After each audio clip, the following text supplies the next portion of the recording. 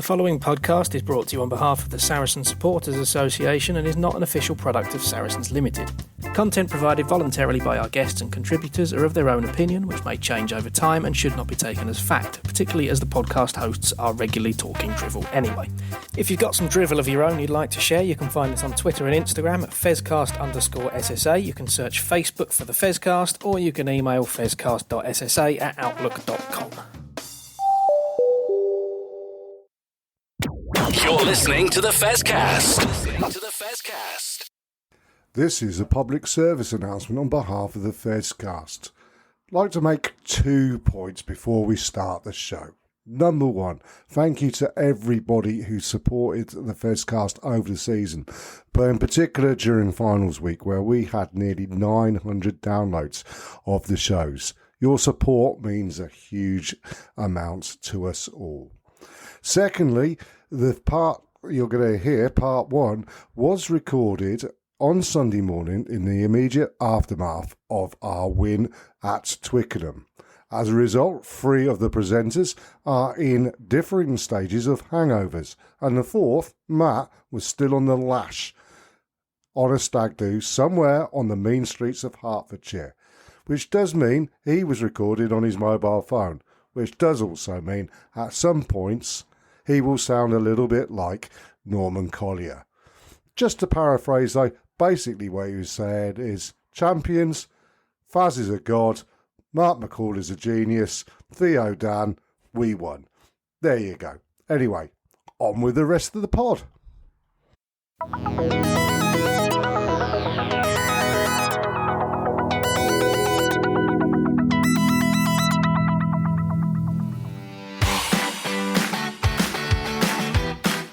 You're listening to the Fezcast, which is proudly sponsored by the Saracen Supporters Association, and I'm Alison Davis, one of the SSA committee. For a £10 annual subscription, the SSA provides our members with monthly newsletters, virtual and in-person player events, away match ticket allocations, and we organise pre-match gatherings at away matches.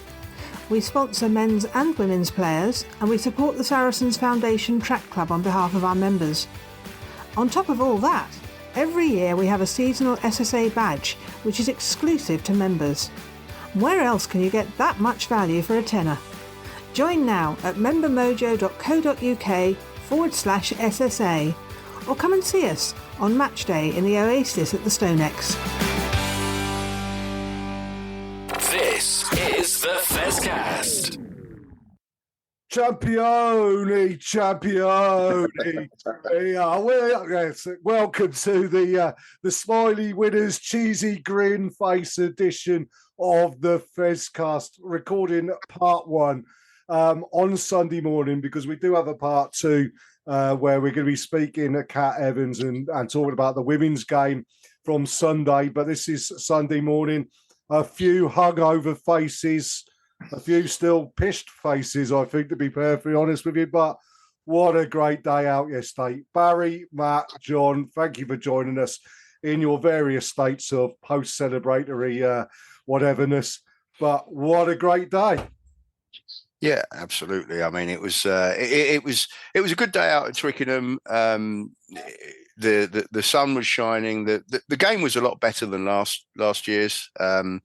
The Sale fans were brilliant, the ones that I met anyway. And it was good to see so many other neutral fans there, if you like, as well.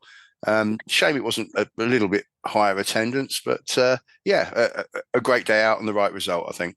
Well, absolutely. And I'll say this to you, John. I mean, I met a few neutral fans there, and yeah, I mean, we've seen all over the internet, the normal keyboard warriors coming out and giving their 2 penneth, but they are not indicative of real rugby. And I mean, I spoke to Exeter Chiefs fans, I spoke to Leicester Tigers fans. We had a laugh and a joke asking them whether they had a Saracen shirt underneath, knowing full well they didn't. And yeah, I mean, the first thing I'm going to say, John, and I'm sure you'll agree with me, one, I can understand people not wanting Saracens to win. That's not a problem. I don't have any issue with that whatsoever, and I don't think the club does either.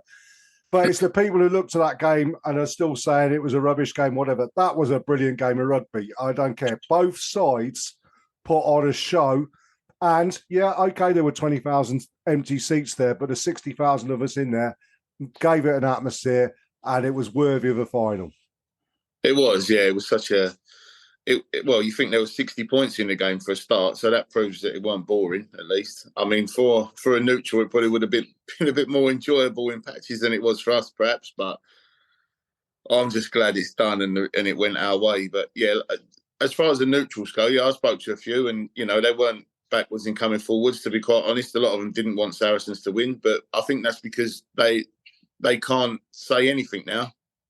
We served our time in the Championship. We've come back and we've done it, and there's nothing no one can say this time, and that's probably one of the most pleasing elements of it all for me, actually, to be quite honest. Absolutely. But before we get into the game, I've got a bone to pick with Matt. Sorry, mate. I know Matt's walking down the street somewhere in Hertfordshire on a stag do, but the bone to pick here is you put all the polls out and everything, and the golden moment, you put out all these different golden moments without realising that Theo Dan, after my little pep talk to him, which I think I'm taking a bit of credit actually for that, but that 50-22 kick from Theo, that's my golden moment of the season. So whatever wins it, sorry, it's been usurped by that one, Matt. Well, this is the benefit of us doing the show about the team of the year and all the awards after the final, whereas we've asked everyone else before it. We can come up with something else, and maybe I've done all those polls, and no one's say is actually going to have any credit apart from us. So we're in charge, aren't we? Well, absolutely. That's the benefit of doing it. We stuck our hands up to do this sort of thing, and we did it. But right, let's start with Theo Dan, shall we? I think number one. Okay, I'm going to say this now. There's been a bit of people saying that there was a few mistakes being made, particularly first 20 minutes maybe. I'm going to say this straight off. Both teams played rugby at an intensity and a level that I think only La Rochelle in Northern Hemisphere rugby could have coped with yesterday.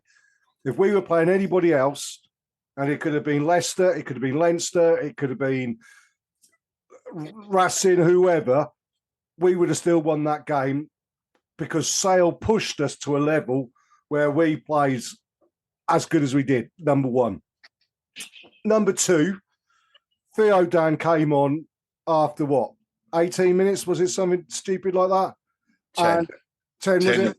10 minutes. And he, Owen Farrell, and we'll talk about Owen Farrell in a bit, but Theo Dan for me was my man of the match. He just was outstanding.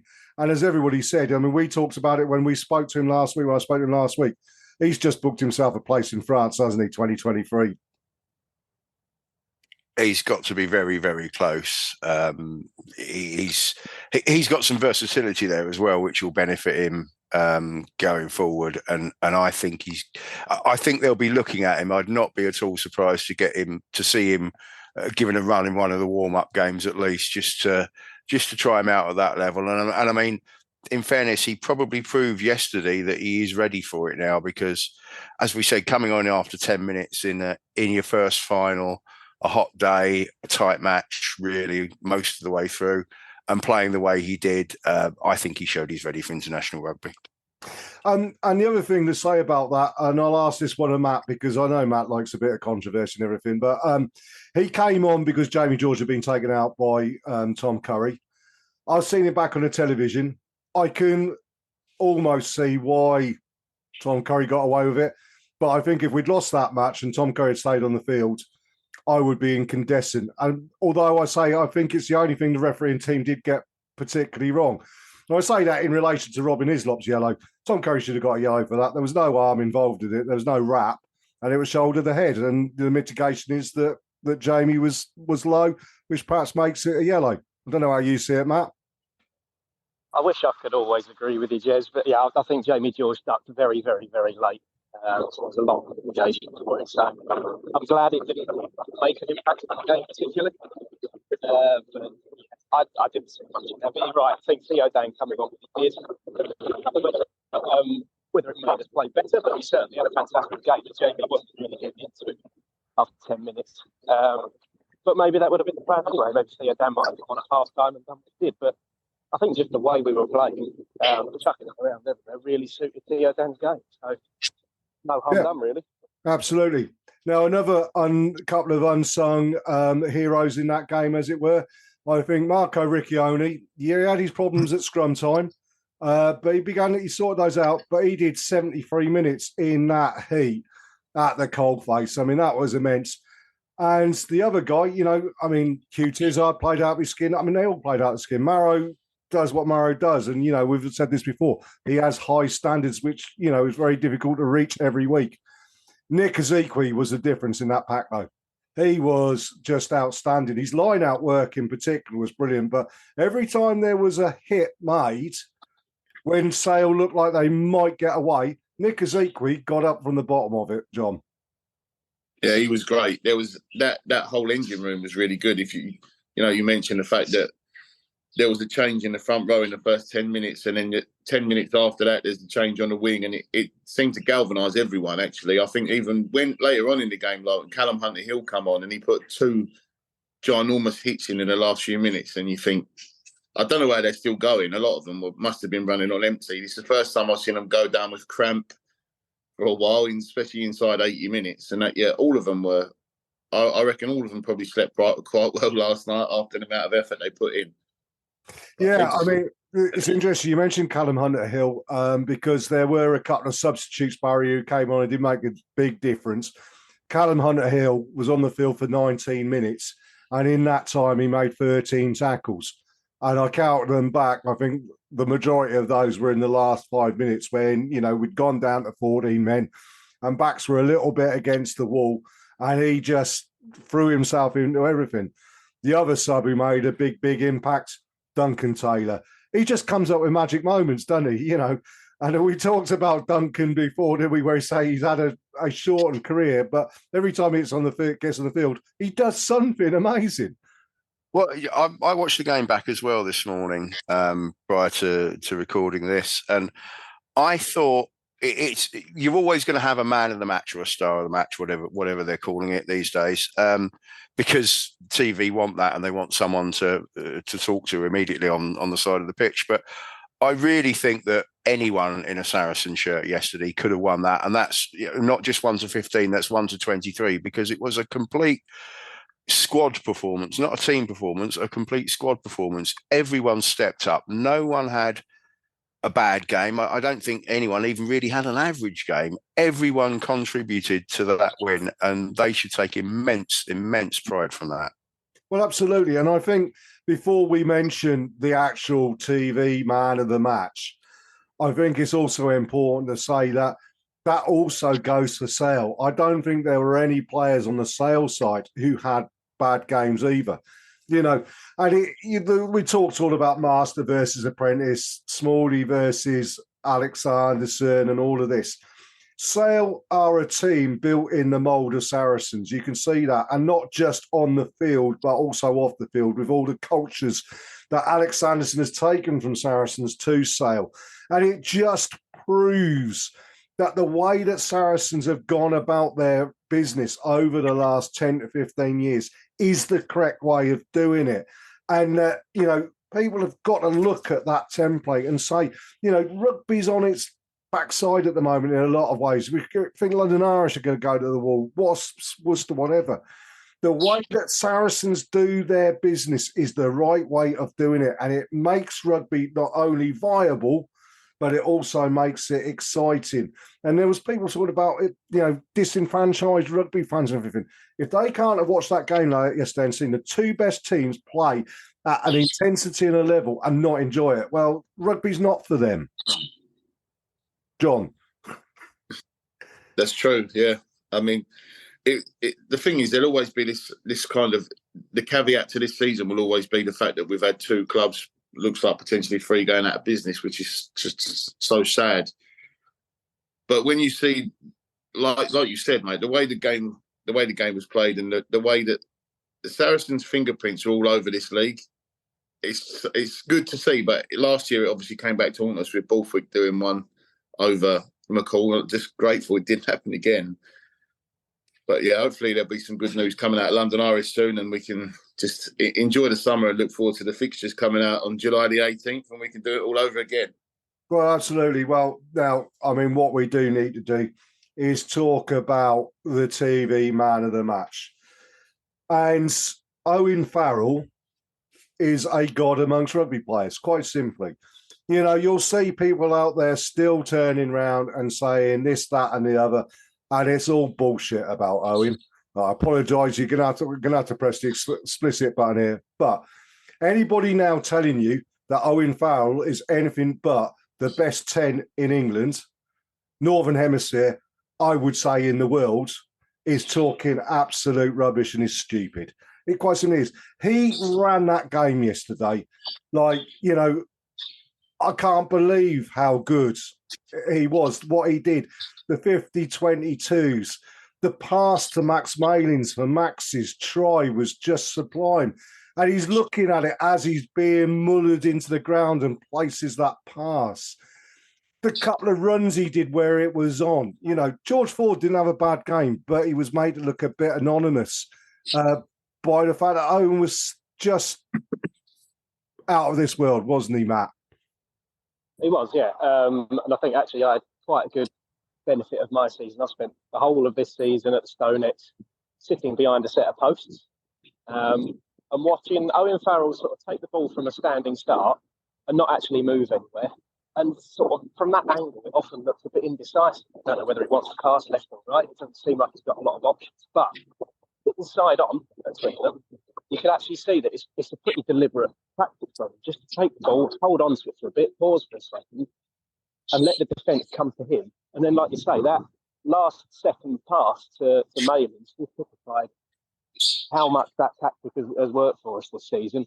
And I've not been able to notice it from where I've sat. So, it's a new part of his game as well. He's always been the player that can take the ball to the line. He doesn't make a lot of meters, but he does carry the ball into contact and set other players up. But yeah, that style of play this weekend, I think, really changed the dynamic of our attack, certainly in the final. And I think that's what's helped this whole season as well. So, yeah, Owen Farrell's taken his game to the next level again. Yeah, absolutely, Matt. You're 100% right there. And I mean, Barry, what he does do, isn't it? He might not make the meters, as Matt said there, but the players that will make meters off of him. And I mean, Max Malins is going to miss having that opportunity next season at Bristol, I think.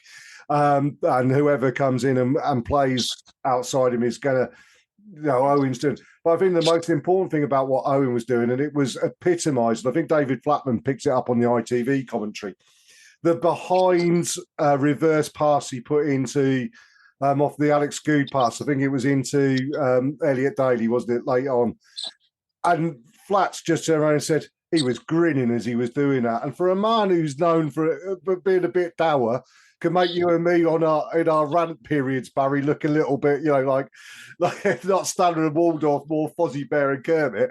I mean, the fact that he's enjoying his rugby, and that's that joy de vivre that he's bringing to the team and the club, while still being determined, while still, he's just a test match rugby playing machine animal that elicits so much enjoyment. And I think the prime example, again, Flats picks it up on commentary. When Robin Hislop went off, you could see actually Faz relished that. A lot of players would have turned around and gone, and whinged about it or be complaining about it. He's asked a question of Luke Pearce. Luke Pearce has turned around and given him his reasons and everything. He's gone, well, fair enough. I don't agree with you potentially, but let's go back. And he just wound the team up and said, we will relish this. We're going to enjoy this moment. And it's, and we'll win and we'll do it as hard as we possibly can, Barry. Yeah, I think we picked up on this a couple of weeks ago. Owen's playing with a smile on his face, as we say. And I wonder if he's just said, if he's listened to all the criticism and all the absolute drivel that's been spouted over social media and everywhere else this year about who's England's best 10. And he thought, do you know what? I don't care what anyone else thinks anymore. I'm going to go out there and enjoy my game, and I'm going to play my game because, he'll know that his time is slowly, hopefully, winding down, but he's not getting any younger, as none of us are. And he's just playing the game and enjoying it and going out there. And he's been superb this season, absolutely superb. He's seen off Marcus Smith at number 10 for me, and yesterday you probably saw off George Ford at number 10 for me. And if he's not starting at number 10 for England, then I don't know what's wrong with the world. I really don't. No, absolutely. I mean, and it's interesting. If you give him a scrum half inside him who is going to supply quick ball in the same way as Ivan Van Zyl does, off of a strong forward pack, then, let's be honest about it. I'll say this now. If we can do that, and I think Gus Waugh yesterday for Sale Sharks really showed his, cards in that way. Rafi Kirkis, the lad at Bristol, these quick service scrum halves. Give Owen Farrell that inside him behind a strong pack. And England's suddenly become, I'm not saying favourites, but they certainly becoming more better for the World Cup. Don't you think, John? Well, yeah, anyone but Ben Young's at 9, really. I think that box would be ticked. If you're talking about pairings for the World Cup, I'll say Alex Mitchell's probably the best English 9 in England. But I think Farrell's got this ability to make anyone around him look good. That's another thing that people don't pick up on. He raises the level naturally because of his character and the way he is. But he just makes people around him better because of the standards that he demands and the quality that he's got. And it's difficult not to look good when you've got him at 10 next year. He's world class.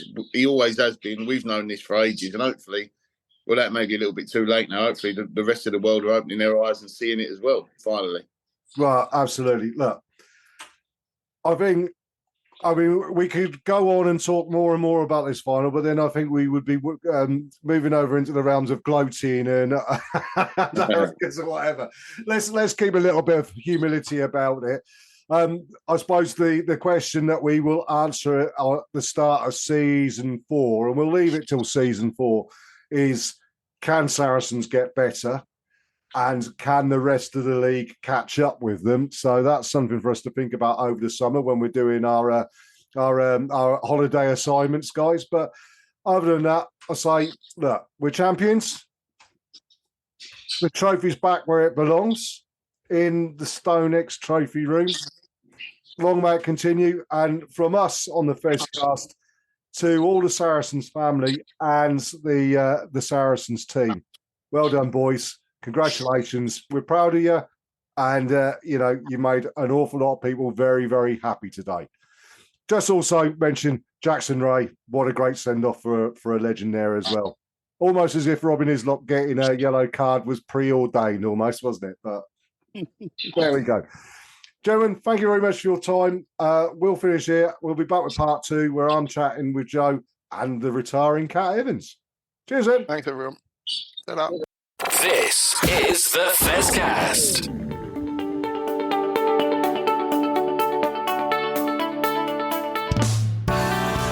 Hi, I'm Alex Lewington, and I'm a Looseheads ambassador. I'm Sydney Gregson, and I'm a Looseheads ambassador. Our aim is to tackle the stigma of mental health in rugby and society in general. The Looseheads mission is to place a mental health lead at every rugby club. Get in touch now to find out more. You can find us at Looseheads on all social media channels or at looseheads.co.uk. Take care and enjoy the rest of the podcast. Enjoy the rest of the pod.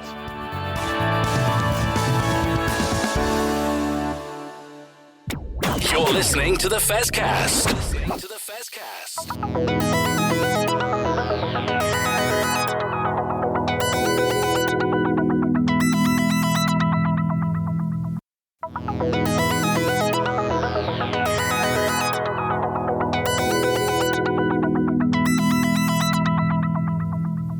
Hi, Alex Osterbury here, Director of Rugby for Saracens Women. You're listening to the Saracens Fezcast. This is the Fezcast. Well, welcome to part 2 of the Fezcast. After our cheesy Grin part 1, with a few sore heads and drunk, slightly perhaps drunk on euphoria. We're a bit more down to earth now, but we're joined by a club legend, I think. I mean, we talked about a lot of club legends, but Cat Evans has joined us after announcing some big news this week, joining me and Joe to have a chat. Good evening, Cat, and welcome to the Fezcast. Evening. Thank you very much. Yeah, I mean, it's an old thing to say, men, being a man and boy, well, woman and girl. Saracens have been a big part of your life. and you made the big decision. Now's the time to step down. Was it a difficult decision, Kat, or is it just, it's time now and get out at the top, as it were? Yeah, I mean, it's always a difficult decision, I think. I love rugby and I'd like to play it, carry on playing forever, but there comes a time where I think you have to go, it's probably a right time now to hang up my boots. I think, the game's getting more professional, so it's harder to commit so much time to the game. And, I'm getting older, so my body's like, come on, maybe do something else now. Well, I mean, and Joe will tell you this. I mean, I can say the benefits of running marathons in your 50s. So, I mean, that's something to do. I mean, I took that up in my late 40s. So, I mean, but yeah, I mean, the hard knocks, you're not going to miss those, are you? They're getting up and thinking of the bruises in the morning. Yeah, I think that's it. It's the being hit by a bus feeling. That's the one you're going to miss. You're not going to miss. I think when the game's on a Saturday, you kind of don't mind having a Sunday that's a bit lazy. But then when the game's on a Sunday and you've got to go to work on the Monday, it's kind of like, oh, God, I can't move. Well, yeah, absolutely. And a big bruising game yesterday for Saracens women as well. Joe, you were there. What were your thoughts? I didn't make it to the game, but I did watch it on the live stream. But it was a pretty bruising game, I think, overall. Competitive. Backwards and forwards and back, as we knew that it probably would be, against a strong Bristol team that were obviously trying to secure their fourth place and cement their playoff place. So, it was a really, really good game to watch. I think there's some really good performances. Grace Moore, for me, definitely player of the match. She played outstanding, but there was some good play across the pitch there, and also a little bit of work to do maybe for the team moving on to the last game of the regular season and then into the post-season. Yeah, how did you feel it went yesterday, Kat? Looking at it, and a day afterwards, and what was the feeling around the club? Yeah, I mean, obviously we were happy to get the win. I think it was a lot closer than we probably had hoped it would be. Like, we knew it would be a tough game, but I think we'd rather it be a little bit more one-sided. I think, it was, as Joe said, it was sort of very back and forth. Sarri score, Bristol score, Sarri score, Bristol score. It was close. It was a little bit nail biting. I think even when I was coming onto the pitch, I was like, oh God, if we could just score another try before I come on, I'd be happy. And then Bristol scored, and I was like, that wasn't the try I was hoping for. But yeah, it was good, and like Joe said, there were some really good performances, and I agree, Grace had a great game. But yeah, there's still things to work on. I think it was a little bit scrappy in some areas that we probably just need to tidy up a little bit. I suppose the point here is that in previous years, Saracens, and with one or maybe two clubs have been there. Now you're looking all the way down the league and you're seeing competitiveness pretty much throughout the league. And I mean, you're going away to Loughborough on the weekends, and that's going to be a tough match. Is it a case that Saracens have been at a level where the improvements they can make, without saying that there's no improvements to be made, but the improvements that can be made are so tiny, whereas other teams have been making improvements and it's been a huge improvement in closing the gap? Yeah. Sorry. Yeah, I think so. I mean, as you said, there's always sort of been just a couple of teams at the top that sort of fight it out, and then the rest haven't really been in the sort of running. Not really competitive games. You might get the odd one or two where it was like sort of a shock, like, oh, these have turned up this week. But year on year for the sort of last 4 or 5 years, maybe not quite that long, but every team is getting better and better and better, and they're now closing the gap between us. So all the games are competitive, and there are no easy games. It's a challenge. Even I think Loughborough are sitting third from bottom at the minute, but even playing against Loughborough will still be a challenge. We can't just not turn up. Like, it won't be a walk in the park. And I think you're right in saying, like, there are minimal things that Sarries can do to sort of stop them catching. There's to stay ahead. But again, maybe that will come with more full-time sort of contracts there, where players are training full-time, and that may make that gap a little bit bigger. But it is good that the league is more competitive now, so it's not necessarily a bad thing. It just means Sarries have got to work a bit harder.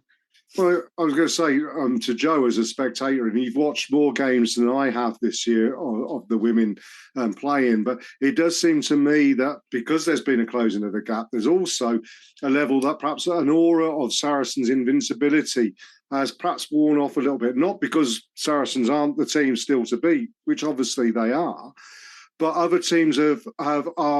And Bristol yesterday were a prime example. I felt they felt happy to start throwing that ball around, and they played some scintillating stuff, particularly in the back. So there's a couple of tries where I don't think you could. I don't know, Owen Farrell marshalling your defence or whatever, and they would have gone through it because and having that almost. That belief that, yes, we can get close to Saracens is making games harder. I don't know if you agree, Joe. I think it's nice that Sarries are up at the top and that, people want to beat Sarries. I think it's a nice place for the Saracens teams to be. And, it's nice for the supporters to go anywhere and people to be worried that Saracens are either visiting the team or they're coming to the Stonex, which we know is a bit of a fortress for the girls anyway. So, I think it's good that the games are becoming more competitive. I think you're seeing that. You saw it yesterday. I mean, Sale on Saturday morning had a great performance against Gloucester Hartbury. And they're all just performing sort of really, really consistently now. And I think as that happens and those contracts come in, both at club and international level, we'll find that the standard of the game across the women's game just completely elevates. You've got a couple of new teams coming into the Premier 15s next season. So that'll be interesting to see where they are. We know that there's been some player movements around for Ealing and Leicester Tigers. So, I think the forthcoming seasons are really going to be interesting to watch, and I'm sure Kat, despite retiring from the game, will still be watching with an avid interest and still supporting the black and red. Yeah, always. It's the only club I've ever played for, so it's kind of, or only senior club. It's kind of a big deal. So it will be. I suppose. Without wishing to push the point or anything, the fact that this is all coming at the end of your career. And there must be mixed emotions about it, thinking, why can't I be 10 years younger and having all the benefits of professional contracts and greater exposure, more people watching, 50,000 odd people going to international games at Twickenham, all this. There has to be mixed emotions about that, surely, Kat. Oh, yeah, definitely. I never thought. Actually, when I was a lot younger, I thought, oh, well, I will be in the time frame where it goes professional, and then it kind of never went professional. I thought, oh no, I'm not going to be in this. This isn't going professional anytime soon. And then obviously it started to. So yeah, definitely. It would be great to be 10 years younger and still able to, live up to playing full time and training full time. But it's got to be paved. The pathway's got to be paved for the next generation. So those coming through, it's happened in football where you've had your sort of full timers and your part timers, and you have that sort of mixed team where some people are full time, some people aren't, and it just has to be done. That's just the way it has to go. So eventually, it will be full time. So, Kat, let's go back over your career. And 200 odd appearances for Saracens, as I said, since you were, really young to now. You've been at Saracens your entire career. What has been the highlights for you of that time? Is it the trophies, or is it just the camaraderie between yourself and the rest of the girls that you play rugby with and have done over the years? It's a difficult one. There's been so many. I think winning the first, when it was the Tyrrells Premier 15s, winning the first one of those, I think that was quite memorable because that was the first time they'd actually kind of made a big deal about it. So that was good. But also like just the way it's all progressed. So, you know, we used to train at Bramley Road and basically in a park. And if there had been bad weather and the pitches were muddy, we weren't allowed on the pitches, and we had to train in between the pitches so that the men could have the pitches, and we were out on the backfield, and, you know, all of these things that now we've got, you know, we would have 2 coaches and a physio who's there maybe once a week, whereas now we've got however many coaches, we've got 2 S&Cs, we've got so many physios, we've got the facility, we've got the gym, we're training in the same place as the men at OAs and then playing at Stone X. So like just seeing how far it's actually come. You know, we used to have to pay subs to play, buy our kit, whereas now we don't have any of that. So, and we actually get paid to play. So I think seeing all that progress is really, really, really, you know, a big deal and something that I would treasure. And also, yeah, like the friends. So, you know, I've got some of my best friends, players that I've played with previously, who've retired earlier. And, you know, the girls that I play with now, there'll be still loads of those girls who I'm still friends with. So just, yeah, all the years and making friends through playing rugby, really. I mean, the interesting one is I know that when I gave up playing, albeit at a far lower level than where you're at, Kat, but it was always one of those things that the worst thing to be is to be the person at the end of the bar with a pint saying, well, it was so much better in my day, or we did it this way, or we did it that way. Are you one of those people, or are you going to remain around the club? Are you going to be on tap for young kids coming through, you know, as a mentor or somebody who can offer up their experiences to help the next generation of Kat Evanses come through? I don't really know, to be honest. I do a little bit of coaching. I've got a couple of boys that I coach, and another girl that I coach. And actually, she was there yesterday. She comes to a lot of the games, and she's like really driven, wants to play for Saracens and wants to play for England. So I kind of do a little bit of one-to-one coaching, but yeah, not sure. People keep saying that to me. Oh, you're going to go into coaching? And I'm a bit like, probably not. I don't know. But yeah, I mean, if people approach me, I think I have time for them if they want to sort of push themselves or want some coaching sessions or want to develop this or that or need advice or whatever. Then yeah, I would be around for that. So I suppose that's the next question: is that you know, at the end of this season, the boots get hung up. You presumably, you know, you have an affinity and a love for the club, so I'm sure you're not going to be a stranger down there. But you know, a young player comes up to you and says, "Kat, what's the best bit of advice you can give?" And I suppose the question is, what was the best bit of advice you got when you were that youngster? Oh gosh, I mean, best bit of advice is just don't give up. I think keep working on your skills, keep working. Don't take anything for sort of granted, because there will always be someone who comes and works harder than you. I think some players naturally are talented, but if you have another player who works and works and works, they can be equally as good. So I just think, you know, like it's not easy and you do have to work for it. So that means spending extra hours in the gym, like you're not just going through the motions and actually trying to push yourself to get stronger and fitter and faster, and the same on the rugby pitch, like making sure that your tackle technique is good, your passing, you know, and you know the game. Something actually I didn't do when I was younger, but I've seen the benefits of other players who did, is watch a lot of rugby. So like just watching it and learning and seeing what other players do and stuff like that. And I think that's really, really vital for anyone who wants to go on to sort of play high level rugby. Really well, yeah, absolutely, 100%. Joe, have you got anything you'd like to ask Kat at this moment in time? So what's next then? I know you probably haven't got a complete plan, but what's next for Kat Evans post rugby? You're into sports rehab and all that kind of stuff, I know. Post rugby, obviously I've got my career, my jobs. But actually, myself and Fleeto are probably going to maybe look at doing a bit of CrossFit together. And I want to go into doing some triathlons as well. So I won't be stopping all physical activity or all competitive sports. I'll just going into some different ones. Well, whilst we're talking about it then, because obviously you weren't the only person that announced their retirement this weekend. Give us a word on Fleeto then, from your point of view, having played with her. Oh, she's a great girl. She's one of those, like I said, works hard. You know, she will always put in the extras.